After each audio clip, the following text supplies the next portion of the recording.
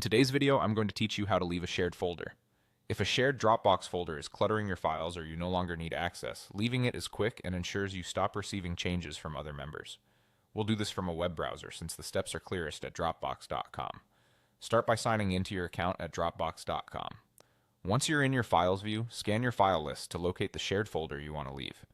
Shared folders typically show a little people icon, but the most important thing is to make sure you've chosen the correct folder, especially if you work with several that have similar names.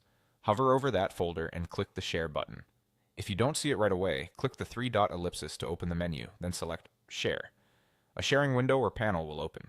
Next, manage permissions. In that panel, look for a link that says something like X people have access, or a Manage Access option.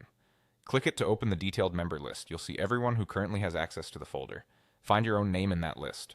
To the right of your name, there's a drop-down that might read Can Edit or Can View. Click that drop-down and choose Remove My Access. This tells Dropbox you want to leave the folder and stop syncing it across your account and devices. A confirmation prompt will appear. Dropbox may ask whether you want to keep a copy of the folder.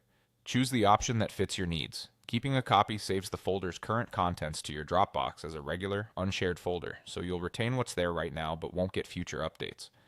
Not keeping a copy removes the folder from your Dropbox entirely. Either choice won't affect other members' access. If you're watching your storage space, remember that keeping a copy will continue to count against your quota. After you make your selection, click Remove My Access again to confirm. The shared folder will disappear from your file list, and syncing for that folder will stop on any devices connected to your account.